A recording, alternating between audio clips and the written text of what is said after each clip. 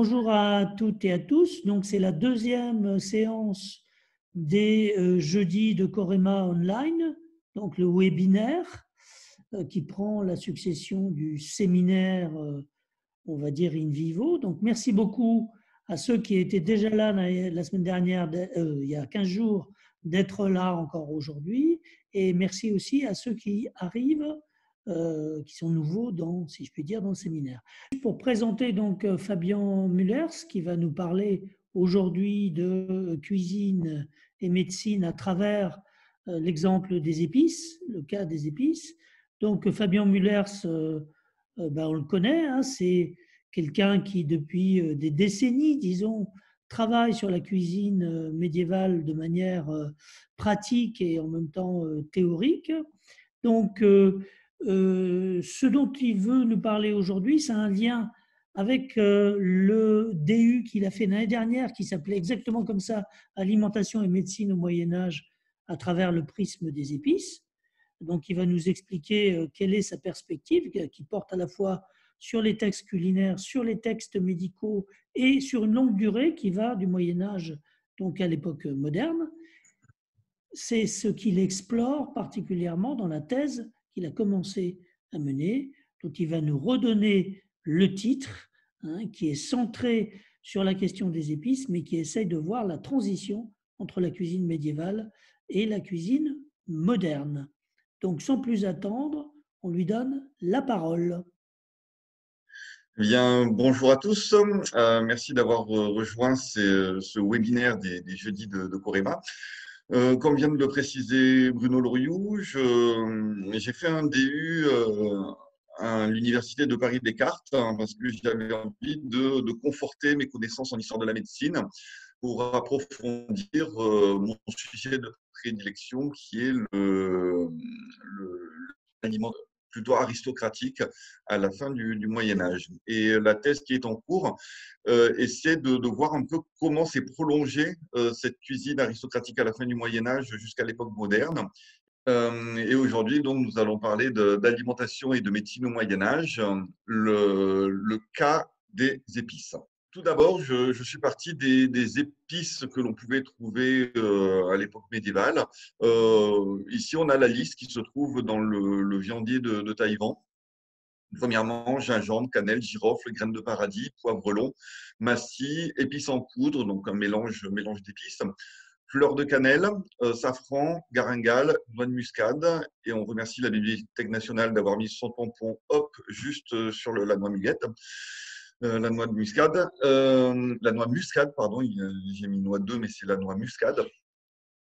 Donc cette liste d'épices n'est pas exhaustive, elle nous donne un aperçu de ce qui pouvait être utilisé dans les cuisines de la fin du Moyen Âge.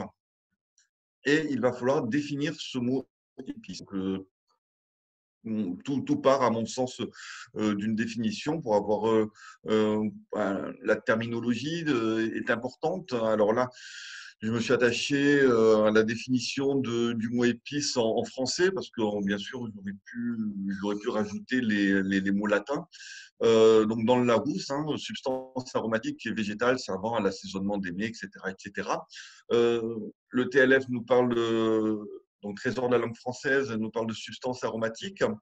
Quand on essaie de s'attacher à la première apparition du mot épice ou espice, on est autour du milieu du XIIe siècle. Donc le voyage de Charlemagne à Constantinople et à Jérusalem, où on y lit coste et cannelle, pévère et altresse bonne espice.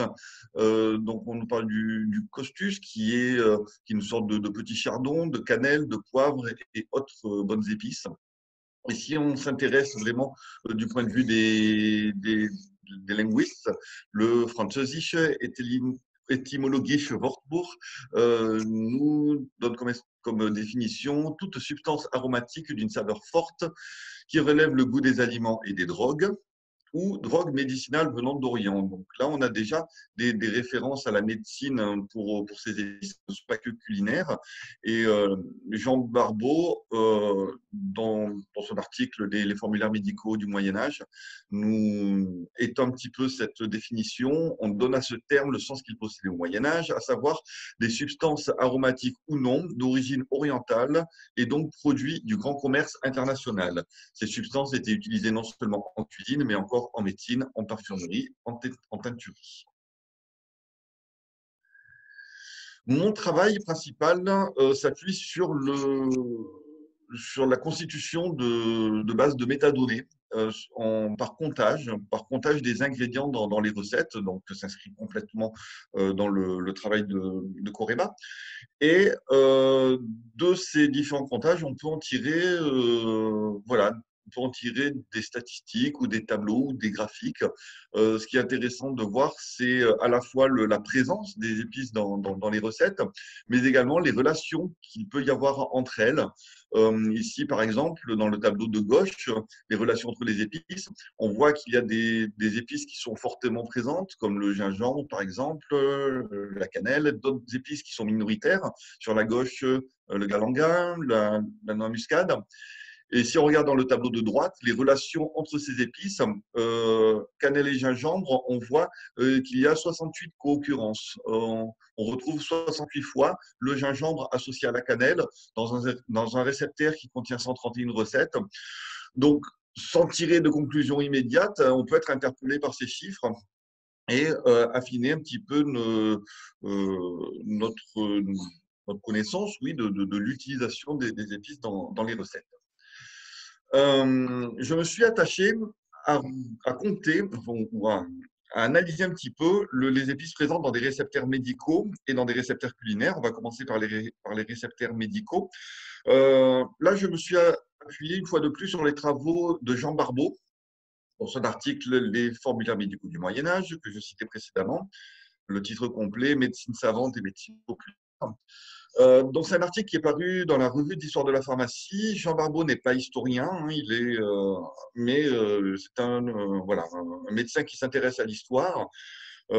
Petite précision importante, car dans la constitution de son corpus, il a pris déjà le mot épice au sens large, à savoir qu'il a recensé les produits lointains, luxueux, pouvant entrer dans la composition de remèdes, mais y compris des matières animales, on y retrouve par exemple du musc, ou les matières minérales comme des perles. On note dans les ouvrages qui ont sélectionné l'absence de certaines épices comme la maniguette, la graine de paradis, alors qu'il y a des traités du XIVe siècle où l'utilisation de la maniguette est déjà attestée en cuisine, mais apparemment pas en médecine. Et bien que le choix de l'auteur puisse être remis en cause, j'ai gardé son travail à peu près intact. Remis en cause pourquoi? Parce qu'il y a des biais, forcément, il y a des biais qui sont liés au choix des ouvrages, pas forcément pertinents à mon sens, car il mélange des ouvrages en grec, en latin, en arabe, des ouvrages qui proviennent de différents univers médicaux, on va dire, de médecine, des traités de chirurgie, par exemple. Et voilà, il y a un petit peu un mélange temporel également, bon, même si on pouvait voir une évolution. Il y a un ouvrage que j'ai exclu également de la liste, c'est le Thesaurus Pauperum de Pierre d'Espagne. D'une part parce qu'il comportait énormément de recettes, 3299, et ça aurait peut-être pu fausser les calculs. Et d'autre part, dans cet ouvrage, les recettes de remèdes s'appuient essentiellement sur des plantes indigènes et excluent quasiment totalement les épices trop onéreuses. Alors, quand on analyse les chiffres de Barbeau, on peut tirer des statistiques, ou en tout cas, voilà, en faisant un comptage, on peut avoir des proportions d'utilisation des épices dans ces ouvrages médicaux. On voit que le safran gingembre, poivre, massis, girofle sont les épices très représentées. Dans une seconde mesure, galanga muscade et de façon très minoritaire le cumin. Dans le travail de Jean Barbeau, il n'y avait pas le sucre, alors qu'on sait que le sucre est vraiment utilisé dans la pharmacopée, considéré également comme une épice. Alors peut-être que lui-même ne le considérait pas comme une épice, mais peut-être comme un excipient. En tout cas, voilà, on obtient des chiffres qui seraient intéressants à mettre en comparaison avec ce que l'on trouverait dans les réceptaires culinaires de la même époque. Donc là, je me suis appuyé sur un autre auteur bien connu de l'alimentation médiévale qui est Bruno Loriot. Et dans son ouvrage Une histoire culinaire du Moyen Âge, pour ceux qui ne l'auraient pas encore lu, naturellement, je leur conseille. Bien le Bruno s'est attaché à recenser les épices également présentes dans une dizaine de réceptaires. Et en partant de ces travaux, on peut encore une fois représenter des graphiques avec des pourcentages de présence de ces épices. Alors là, toutes les épices présentes, on voit que le sucre et la maniguette, ils sont rajoutés, et également d'autres épices minoritaires. Mais si on fait abstraction du sucre et de la maniguette et des épices minoritaires pour avoir un point de comparaison avec les travaux de Jean Barbeau, eh bien, on remarque un graphique qui est presque comparable, presque, car là, dans les ouvrages culinaires, le gingembre à une proportion bien plus importante au détriment du massier et de la muscade. Et les autres épices majoritaires, que sont le safran, le poivre et girofle, ont à peu près la même part. Le cumin, lui, reste toujours minoritaire, avec le galanga, là, qui est un petit peu perdu également. Il est important de vraiment avoir une méthode de comptage et de pouvoir l'expliquer. Quand on compte ainsi les épices, si on ne met pas en place un protocole bien défini au départ, on peut forcément avoir des résultats qui sont faussés, tronqués. On peut avoir tendance à faire dire aux chiffres ce que l'on pense et à défaut de penser ce que nous expliquent les chiffres. Et donc, il peut vraiment y avoir des biais. Un exemple tout bête, quand on a un réceptaire culinaire et que l'on a des items, par exemple, on parle d'une recette. Alors, j'invente, on va dire par exemple un boussac de lièvre qui nous cite une quantité d'épices et item en hiver à la cameline. Donc, on nous dit, ben, ce lièvre, en hiver, on fait abstraction de la recette précédente, mais on va le manger à la cameline. Que faire?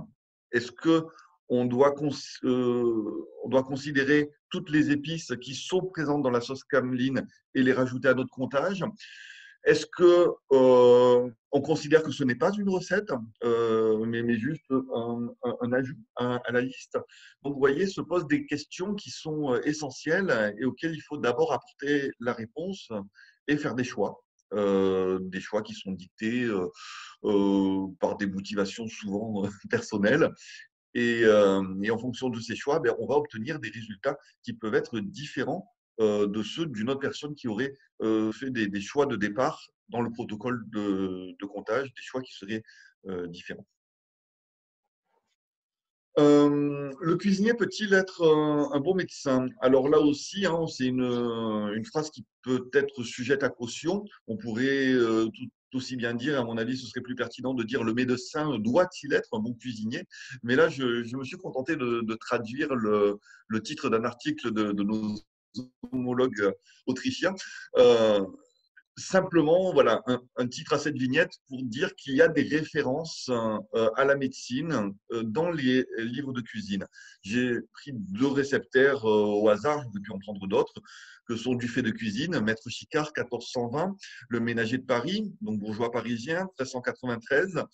Et dans Maître Chicard, voilà, les trois recettes qui sont citées, on voit que le mot médecin ou malade se trouve bien cité.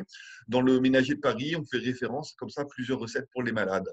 Donc cela conforte dans l'idée qu'il y a un lien entre la cuisine et la médecine.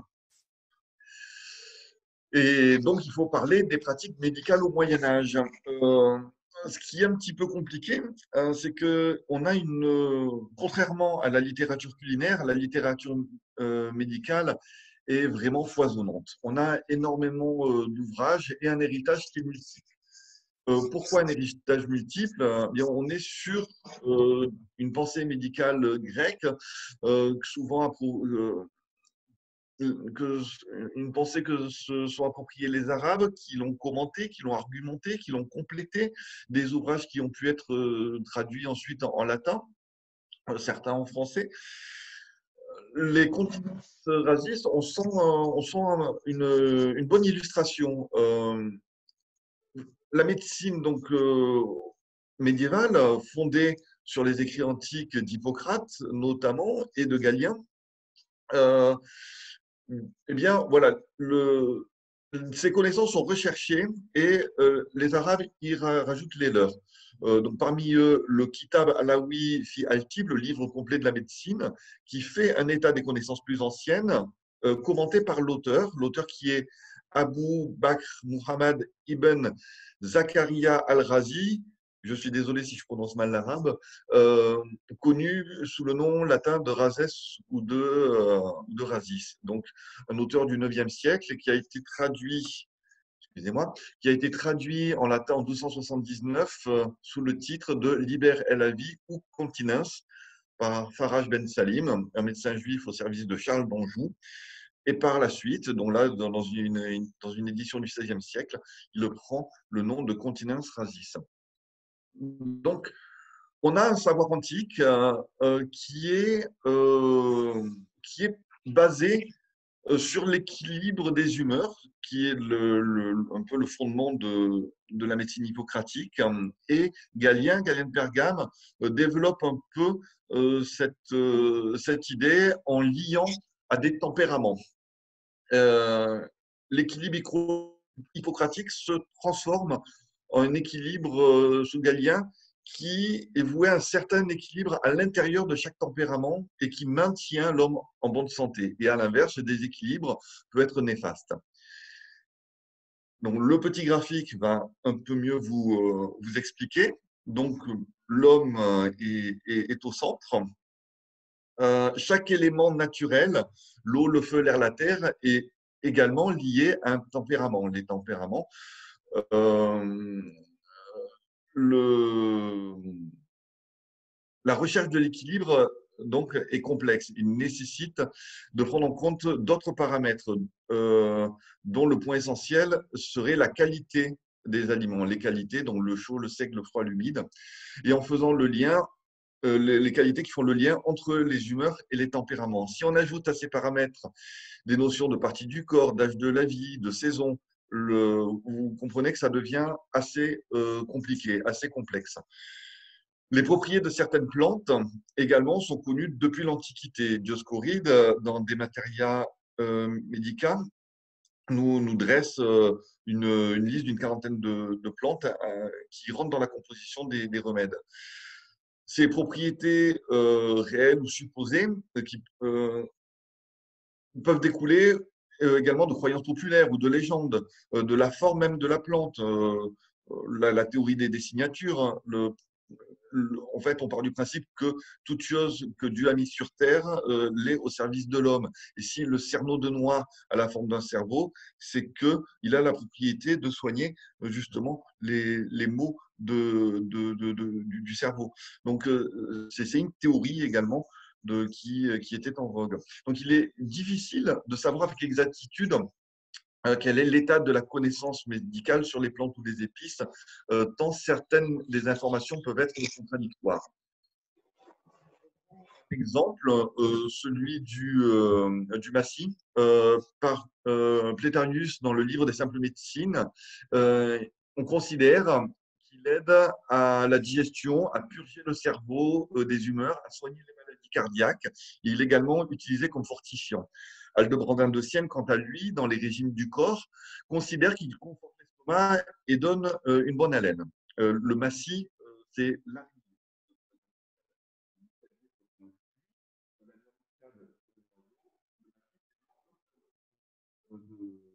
la noix.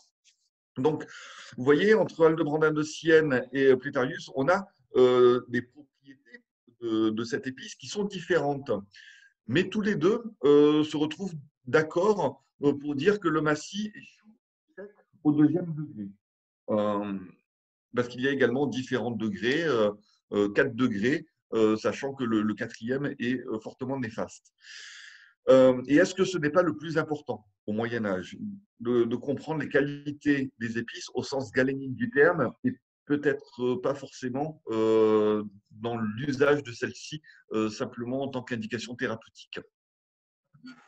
Donc, ce qui peut expliquer aussi certaines associations entre épices et aliments à la recherche d'un certain équilibre. Est-ce que les volailles, qui sont réputées froides et humides, froides et sèches, pardon, s'accommoderaient particulièrement avec certaines épices chaudes et humides? Donc, pour citer Bruno Loriot, dans le détail, on discerne des cohérences diététiques affirmées en rapport avec la théorie des humeurs. Le gingembre, épice relativement équilibrée, ni trop chaude ni trop sèche, tire peut-être sa primauté de ses préoccupations. Donc, je vous renvoie au tableau précédent où je vous disais où on voyait le gingembre qui était l'épice majoritairement utilisée dans les récepteurs médiévaux. Alors, dans les rapports entre santé et maladie, l'alimentation joue un rôle essentiel et s'inclut dans une globalité. On a au Moyen Âge des prémices d'une diététique qui se pose ainsi en prenant en compte 3 types d'environnement. Les choses naturelles, les choses contre nature et les choses non naturelles. Les choses naturelles, c'est ce qui constitue le corps et notre santé. Les choses contre nature, c'est tout ce qui met en danger notre corps, par exemple les maladies.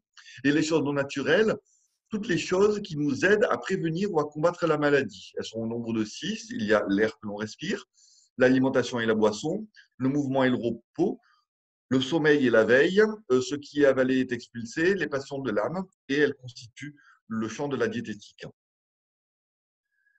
Je passe sur les confitures, les sauces, les associations d'épices dans des préparations culinaires parce que il y aurait vraiment trop de choses à dire et des auteurs s'y sont attachés particulièrement. Mais j'ai voulu créer des fiches d'identité d'épices.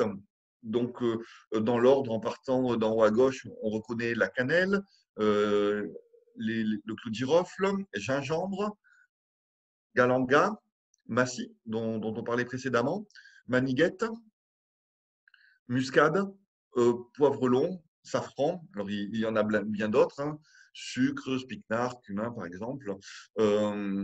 Et pour créer ces fiches d'identité d'épices, donc là, juste un exemple avec le clou de girofle, le nom botanique, en fonction du botaniste qu'il a ainsi cité, les qualités de ces épices, où on voit des différences en fonction également des auteurs. Donc, RC, donc c'est le livre de physique ou les régimes du corps d'Aldebrandin de Sienne, où il considère que le clou de girofle est chaud et sec au 3e degré. Donc, ce qui fait déjà beaucoup de chaleur, beaucoup de sécheresse pour le clou de girofle. Mais à l'inverse, Saint-Hildegarde, donc dans son ouvrage Le livre des subtilités des créatures divines ou Physica, le considère comme extrêmement chaud, donc au 4e degré, avec une certaine humidité. Donc on voit aussi que sur les qualités même de ces épices, les auteurs ne sont pas d'accord entre elles.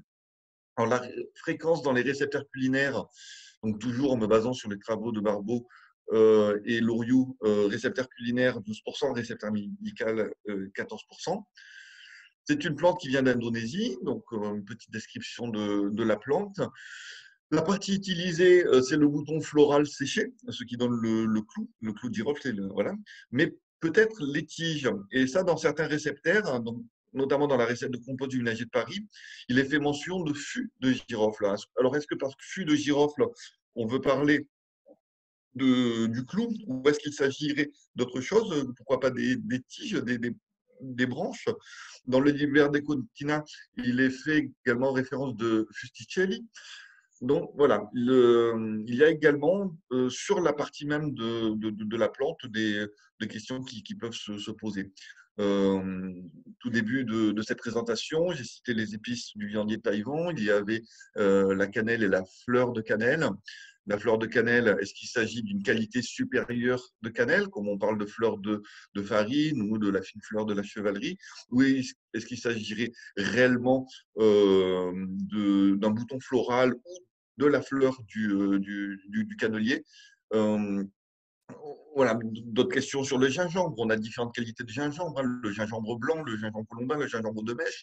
Donc, tout ceci pose également des questions sur la nature même des épices. Et enfin, quant aux applications thérapeutiques, là aussi, en fonction des auteurs, on l'a vu tout à l'heure avec le massis, mais là encore pour le clou de girofle, selon Aldebrandin de Sienne, il conforte la nature de l'estomac et du corps, et c'est un carminatif, il renforce le cerveau.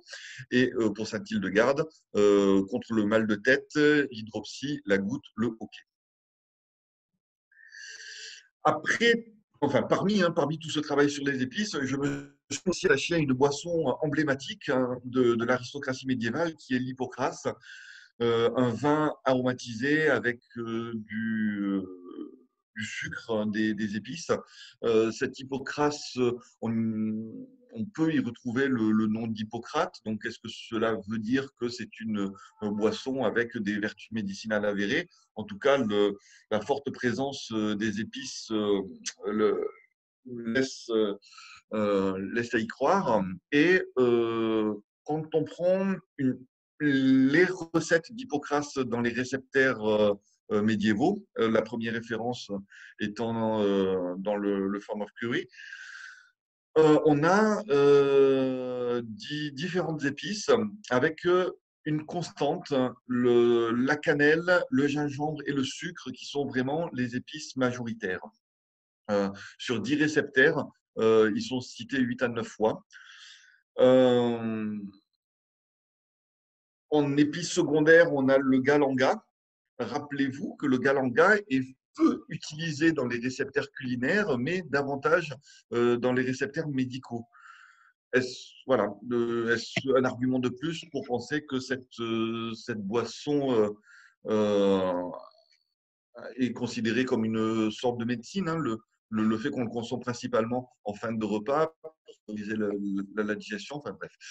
Galanga, girofle, maniguette, muscade sont les épices secondaires et après en épices minoritaires, cardamome, cubeb, fleur de cannelle, massis, marjolaine. C'est intéressant de voir que l'on parfume aussi d'Hippocrate avec des plantes, mais là c'est surtout dans les manuscrits anglais qui sont un petit peu en avance sur leur temps par rapport aux manuscrits français. Poivre long, de spikenard. Si on compare avec les récepteurs postérieurs, avec les récepteurs modernes, donc cette comparaison va dans le sens de mon travail actuel pour voir l'évolution de cette cuisine entre 1350 et 1650. Eh bien, on voit qu'on a la même constante sur la cannelle, le gingembre et le sucre, que les épices qui étaient secondaires, galanga, girofle, maniguette, muscade, le sont toujours. En revanche, on constate une disparition des épices majoritaires, cardamome, cubeb, fleur de cannelle, massis, marjolaine, poivre long, spikenard, et l'apparence d'autres types d'ingrédients. Pas forcément des épices, mais des plantes, amandes, anis ou du lait de vache, musc, matière animale, rose, racine d'iris, violette. Donc on voit une transformation dans cette Hippocrate. Transformation qui perdure, il évolue au fil des siècles. Donc, voilà, je vous mets juste le petit tableau comparatif entre Moyen Âge en bleu et époque moderne en rouge. Donc cette Hippocrate évolue et fin 18e, début 19e, il est encore utilisé pour faire des sauces. Dans les secrets concernant les arts et métiers, on nous l'indique. Et le magasin pittoresque nous explique qu'en général, l'Hippocrate se fait et se fait encore avec du vin, du sucre, de la cannelle, du girofle, du gingembre et autres ingrédients. On en fait du blanc, du rouge, du clairé, du l'ambré, donc là également un framboisé, référence aux fruits donc que l'on a à l'époque moderne. Mais Alexandre Dumas, dans son grand dictionnaire de cuisine, nous dit que ce breuvage est tout à fait perdu et ignoré. En associant médecine et alimentation à travers le prisme des épices, on aborde différents sujets liés à la science médicale, à la pharmacie, à la cuisine, ainsi qu'à toute la société médiévale. Il s'agit d'un sujet très vaste, déjà exploré sous différents angles, mais qui ouvre de réelles perspectives dans la compréhension de l'utilisation des épices et dans leurs usages au cours des XIVe au XVIIe siècle, où une véritable modification s'opère dans la cuisine, mais également dans les mentalités culinaires. Le fait de garder l'évolution médicale en point de comparaison permettra peut-être de combler les lacunes qui nous sont laissées durant un siècle d'absence de production culinaire. Entre 1555, le livre fort excellent de cuisine, et 1651, La Varenne, le cuisinier François, on a un siècle où on n'a plus de production littéraire culinaire, alors que les productions médicales, elles, continuent à être abondantes. Donc, j'espère, par ce point de comparaison, à pouvoir combler une sorte de lacune dans cette connaissance de l'évolution de l'alimentation. Alors, on pourrait élargir l'étude en prenant en ligne de compte l'ouverture de cuisine de Lancelot de Casteau en 1604. Si on considère qu'on est dans un espace d'influence française, il a été à Liège, donc en Bourgogne, dans Deçà. Mais sinon, voilà, on a un réel trou que j'espère pouvoir combler en menant à bien mes travaux. Et je vous remercie pour votre écoute. Alors bon, pour préciser une chose, le titre de ta thèse, ça commence par le triomphe des épices. Hein. C'est Ça ça. va du milieu, ça va du XIVe au XVIIe siècle. Donc l'intérêt, c'est de faire 1350. la transition, oui, 1350, 1650, de faire la transition entre le Moyen Âge et l'époque moderne. Et l'idée, c'est que les épices, ça peut être un bon indicateur, puisqu'on a dit que justement la cuisine française, à partir du milieu du XVIIe, peut-être, on l'a dit peut-être de manière un peu exagérée, coupait complètement les ponts avec l'usage des épices. Hein, c'est un peu l'idée qui court dans la Vulgate de l'histoire de la cuisine. Comment ça se passe avant? Est-ce que c'est une rupture brusque? Est-ce que c'est une évolution progressive? Et donc, évidemment, l'originalité, c'est de prendre en compte non seulement le versant culinaire, mais le versant médical, avec l'idée que peut-être les épices ont continué à être utilisées en matière médicale. Et ce que tu montres à propos de l'hypocrase est tout à fait frappant. Hein. Donc, personne ne doute que l'hypocrase, rien que par son nom, hein, c'est une boisson à laquelle on prête des vertus médicales, ça, il n'y a pas l'ombre d'un doute, qui ne se trouve pas forcément dans les traités médicaux, hein, ou alors de manière un peu, disons, exceptionnelle, etc. Enfin, tout ça est à vérifier, mais ça dure jusque assez tard, et ça, c'est déjà un premier rapport intéressant. Après, je ne vais pas reprendre tout dans le détail, hein, parce qu'on pourrait discuter tel et tel point. Sur les listes d'épices dans les livres de cuisine, je crois qu'il y a non seulement le viandier de la Bibliothèque nationale que tu as montré, mais il y a le viandier de la Vatican qui en donne beaucoup plus, donc qui a donc une extension de la définition d'épices plus grande. Je me demandais si dans les traités médicaux, tu avais compté le sucre comme épice ou pas? C'est ce que j'ai expliqué pendant ma présentation. Jean Barbeau n'a pas compté le sucre et je me suis calqué sur ses travaux. D'accord. Je n'ai pas repris le comptage qu'il avait fait et donc hmm. Il faudrait, hein, parce que Ah oui, c'est quand même un élément un peu essentiel. Alors je après, suis il y a les traités choisis par Jean Barbeau, qui sont des traités, on va dire, de pharmacopée pour l'essentiel. Hein. Même si à côté de ça, il a pris, je ne sais pas pourquoi, des traités de chirurgie qui, a priori, ne s'intéressent pas tellement à la pharmacopée, hein, puisque la chirurgie, c'est un mode différent de thérapeutique que la pharmacopée. Je pense qu'il a choisi des traités qui étaient traduits en français, bêtement. Et donc là, évidemment, ça pose des problèmes parce qu'il y a toute la masse des traités latins. Il faut mettre de côté, je pense, les traités arabes, surtout celui-là que tu utilises, qui n'a jamais été, enfin que Barbeau utilise, qui n'a jamais été diffusé en Occident. Donc parmi les traités de pharmacopée, ce n'est pas celui-là qu'on a utilisé. Et de même, le traité de Myrepsos n'est pas connu, de Nicolas Myrepsos n'est pas connu en Occident avant le XVIe siècle. Donc il faut un peu les laisser de côté, ceux-là. Ils sont différents, ils sont trop différents de ce qu'on pourrait faire. Par contre, il y a des traités effectivement encyclopédiques qui sont intéressants, qui ont des parties, donc effectivement, de type pharmacopée, donc qui pourraient être utilisés et qui étaient extrêmement diffusés. Alors, tu as parlé du continence de Razès, mais ce n'est pas forcément le plus diffusé. Le plus diffusé, c'est le canon d'Avicenne. Alors, évidemment, c'est une masse de choses, mais c'est quand même la chose qui a été le texte qui a été le plus diffusé. Donc, si on veut avoir une idée quand même de ce que c'est que cette pharmacopée galénico-arabe ou galéno-arabe, c'est quand même un peu là qu'il faut aller regarder, outre les textes, d'autres textes plus spécialisés qu'on pourrait utiliser. Le pseudo-messuet, enfin, des trucs comme ça manque pas. Il y a une énorme littérature de pharmacopée. Donc voilà, ça permettrait sans doute un peu d'élargir. Alors après, on peut discuter tel et tel point. Est-ce que les volailles sont froides et sèches? Je ne crois pas. Est-ce que le texte même le texte d'Hildegard de Bingen, est-ce qu'il est fiable? C'est une grande question. Il y a les travaux de Laurence Moulinier qui tendent à montrer que c'est plus compliqué que ça et que notamment l'édition basique qui a été faite de la Physica d'Hildegard de Bingen n'est pas très, très fiable au niveau de la traduction. Donc, ça peut poser des difficultés. C'est toujours un texte très fascinant.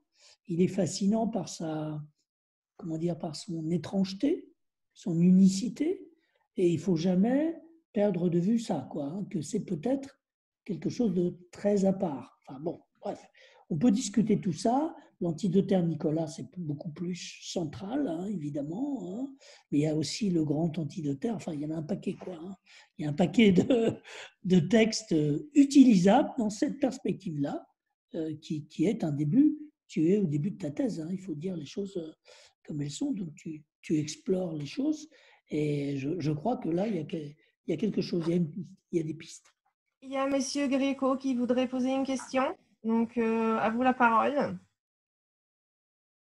Oui, alors moi, effectivement, je vais poser des questions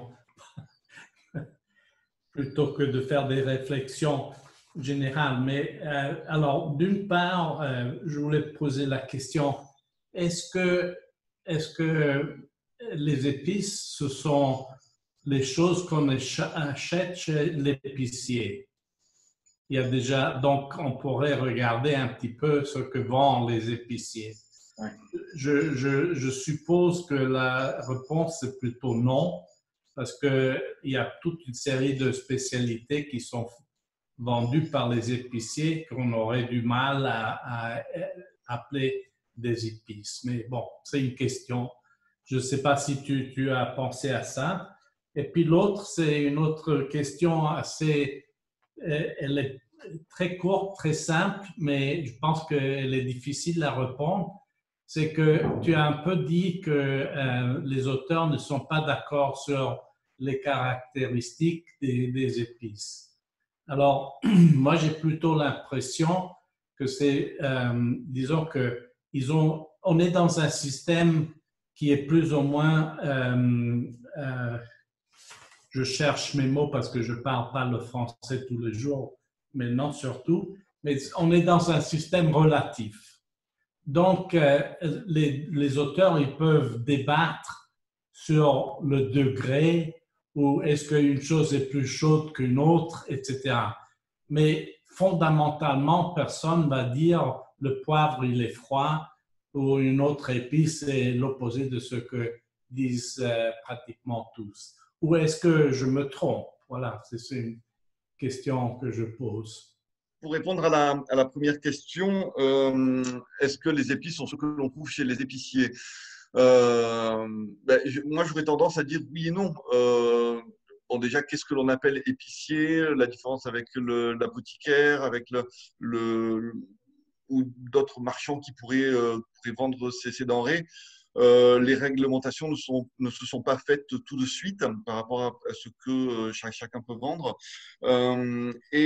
Naturellement, quand on prend des comptes d'apothicaillerie, en dehors des épices médico-culinaires, il y a énormément de choses qui servent à la teinturerie, qui servent à la cosmétique, qui servent à la cuisine, à la médecine. Donc, tout ce qui est chez l'apothicaire, j'utilise l'apothicaire comme terme général pour désigner la personne qui pourrait vendre ces épices. Tout ce que l'on trouve chez l'apothicaire n'est pas forcément ce que l'on considérerait comme épices dans le sens que l'on veut lui donner aujourd'hui, épices culinaro-médicales ou médicalo-culinaires. Voilà. J'espère que je réponds à… Oui, donc reste le problème, qu'est-ce que c'est une épice? Alors, voilà, qu'est-ce que c'est une épice? On a différentes définitions, mais majoritairement, hein, ce sont, en tout cas dans le sens que l'on veut, ou que personnellement, je veux leur donner, ça serait des denrées majoritairement exotiques et onéreuses que l'on puisse utiliser en cuisine, voire en médecine. Voilà. Donc, Oui. j'exclus effectivement certaines substances minérales, comme les perles, par exemple, que l'on retrouve en médecine, dans la pharmacopée, mais que l'on ne va pas utiliser en cuisine. Ou certaines pierres précieuses. Oui, mais donc le safran, par exemple, ça serait disons une épice qui n'est pas, qui ne vient pas de loin, mais qui est quand même une épice assez chère et importante. Oui, alors donc c'est pour ça que je disais majoritairement exotique.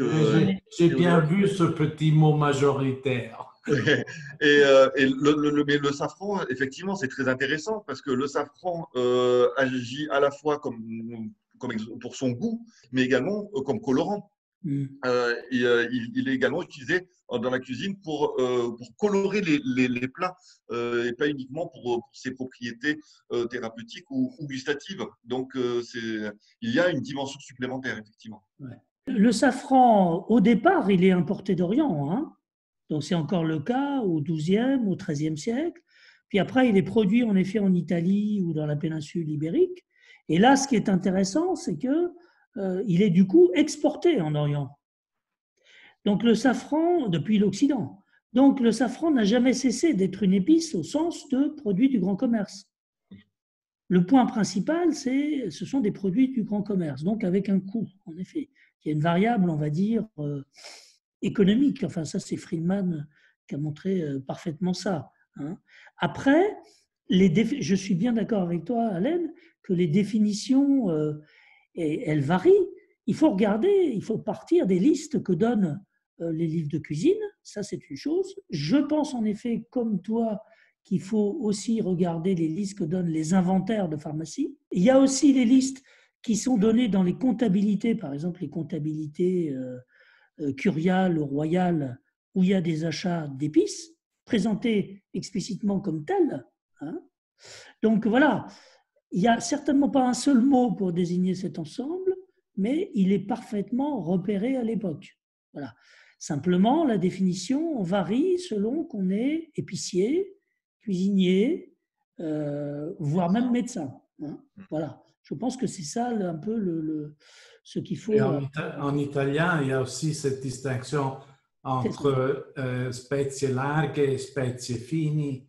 Je ne sais Voilà. pas si on a la même chose en français. Ben, il y a les épices grosses et puis les épices Les épices fines. fines. Oui, voilà, alors c'est la même chose. Hein.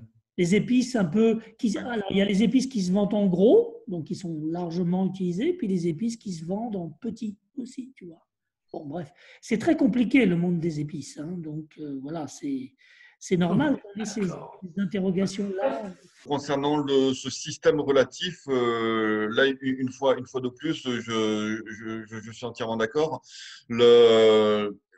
L'idée globale que se font les auteurs est la même. Après, il peut y avoir des différences de degrés dans la chaleur, l'humidité, etc. Mais voilà, globalement, les auteurs sont d'accord. À part quelques différences notables, même voire des oppositions que l'on peut trouver, notamment chez Saint-Hildegarde, mais voilà, dont Bruno a bien souligné tout à l'heure que on peut se poser des questions quant à la fiabilité. Et effectivement, ce qui importe, c'est cet équilibre humoral, à mon sens, bien plus que les qualités thérapeutiques réelles, qui sont également importantes, mais qui viennent très certainement dans un second plan. Je vais donner la parole maintenant à Hélène Jarouard-Rapinaire qui voulait poser une question. Oui, moi j'avais une question. Lorsque tu parles justement de connaissances nécessaires en ce qui concerne les récepteurs, les manuscrits d'ordre médicaux, c'est-à-dire que tu vas avoir affaire à des manuscrits qui vont être rédigés du coup dans quelle langue? À la base, cette étude, je m'intéressais vraiment aux récepteurs en langue française, ou en tout cas dans la sphère française. Mais pour ce qui est du domaine médical, je ne peux pas rester que sur le livre médical en français, parce que sinon je passerai à côté de beaucoup de choses, je pense. Oui. J'aurai des informations qui seraient biaisées ou parcellaires. Mais résultat, voilà, si j'étends au livre traduit en latin, ben là, je vais essayer de trouver des traductions ou des études de mes contemporains pour m'y aider. Voilà, là encore se posent des questions, mais une fois de plus, ce qui se dessine, c'est que j'utilise vraiment les récepteurs dans la sphère d'influence, on va dire, et à ce moment-là, déborder du français, effectivement, me pencher sur des écrits latins, mais qui auraient pu déjà être travaillés simplement pas par fainéantisme, mais par manque de temps aussi. Je ne peux pas consacrer 10 ans non plus à ma thèse, et pour pouvoir aller au plus efficace en définitive. Bien sûr, oui, j'entends bien sûr. C'était en fait parce que c'était pour rebondir sur le fait que, bah forcément, comme on sait bien, il y a énormément de sources médicales, y compris à cette époque-là, qui ont été rédigées en arabe. Et d'ailleurs, tu en as cité un certain nombre, et c'est clair que passer à côté de ça, ça serait, je pense, biaiser les résultats, les résultats finaux. Je cite vraiment, voilà, des œuvres qui sont importantes et qui, je pense, mériteraient d'être analysées. Et ma question était également pour enchaîner vers les problèmes que posent les traductions, puisqu'on sait très bien que les traductions sont toujours, l'analyse des traductions est toujours très compliquée. Parce que voilà, donc là, bon, bah forcément ton exposé est en français, mais il y a donc tu cites diverses épices, mais c'est le nom des fois qu'on peut peut-être donner à l'heure actuelle. Il y a peut-être des termes qui sont utilisés dans les manuscrits originaux et qui sont donc peut-être différents du résultat que nous avons actuellement. Et alors, bon, moi, je suis pas du tout spécialiste de ce genre de manuscrit, mais la question que je me posais, c'était par exemple, lorsque je voyais dans tes résultats la marjolaine je me dis, mais est-ce que c'est vraiment le terme qui apparaît dans en fait, dans le manuscrit original, ou est-ce que c'est le nom qu'on lui donne actuellement? Et est-ce qu'il n'y a pas, parce que je sais que dans les diverses sources que j'ai étudiées, que ce soit en arabe ou en hébreu, pourtant, il y a vraiment un problème de traduction et on n'arrive justement des fois pas à traduire le mot, alors que les deux manuscrits datent pratiquement de la même époque, dans deux langues différentes. Donc, ma question était, voilà, est-ce que les noms ont changé et est-ce qu'il n'y a pas justement une réflexion à avoir sur l'évolution du nom peut-être entre l'époque actuelle et l'époque du bas Moyen-Âge, je ne sais pas exactement. Tu soulèves un problème qui, je pense, pose tous les historiens de l'alimentation, et j'irai au-delà de ce que tu dis sur la terminologie. Se pose également la question de l'évolution de la plante, ou ce qu'on appellerait aujourd'hui une plante d'une telle manière ne serait peut-être pas forcément n'aurait pas forcément les mêmes qualités intrinsèques ou en termes de goût, je ne sais pas. Ou l'évolution tout simplement de la plante, en fait. Voilà, ou l'évolution, ou par sélection anthropique, ou évolution naturelle, enfin, il y a des tas de paramètres. Voilà. Mais c'est vrai que sur la simple terminologie, effectivement, il y a des questions qui se posent et malheureusement des choix à faire. Après, j'avais juste une dernière information. La question est de savoir comment on compte. Donc, lorsqu'on dit qu'il y a telle proportion, voilà, tel pourcentage de cannelle, tel pourcentage de gingembre dans une recette, est-ce que les résultats que tu fournis correspondent en fait à une occurrence dans la recette, ou à chaque, et bon, je sais pas, il y a deux fois le mot cannelle dans la même recette, alors tu le comptes qu'une seule fois? Ou est-ce que s'il y a 5 fois le mot cannelle dans la recette, alors tu le comptes 5 fois? Le protocole de comptage est hyper important parce que il aura une influence sur les résultats. Et donc forcément, une autre personne avec les mêmes récepteurs ne va peut-être pas compter de la même manière et n'aura peut-être pas le résultat. Donc c'est primordial, de définir de façon claire ce protocole de départ, d'expliquer ses choix et d'identifier les biais possibles par rapport à nos choix. Et à mon sens, enfin, en tout cas, moi, la méthode que je choisis, j'essaie de voir effectivement par rapport à tous les problèmes qui peuvent être posés, le nombre de biais qui en résulte à chaque fois, et j'essaie de prendre la méthode qui m'en propose le moins, mais il y en aura toujours. Il y en aura toujours. Oui, bien entendu, les comptages, c'est toujours à occurrence unique. On ne va pas s'amuser à compter toutes les fois où il y a cannelle, etc. à l'intérieur. Sinon, on ne va pas s'en sortir. Ça peut intéresser la philologie, en effet, mais bon, l'histoire de la cuisine, c'est compliqué. Donc, voilà, c'est après les comptages de M. Barbeau, je ne sais pas moi. Là, je ne sais pas. A priori, j'espère qu'il a fait preuve de bon sens en ne comptant qu'une seule fois, en effet. Ce qui pose le problème, évidemment, des variantes. C'est juste un point qu'avait soulevé Alain. Enfin, peut-être que tu ne l'as pas soulevé, mais bon, je le soulève.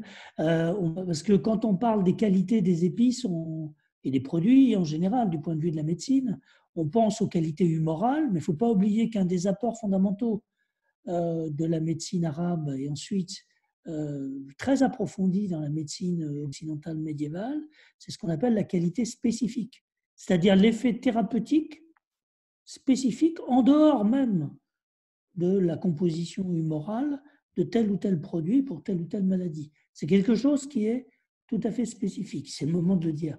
Et donc, c'est cette qualité spécifique, et peut-être on pourrait essayer de l'étudier pour les épices, parce que ça ajoute à l'effet thérapeutique des épices. Ce n'est pas uniquement humoral, c'est le fait qu'ils agissent directement sur telle ou telle maladie, parce qu'ils ont une sorte de vertu intrinsèque. C'est quelque chose de très médiéval.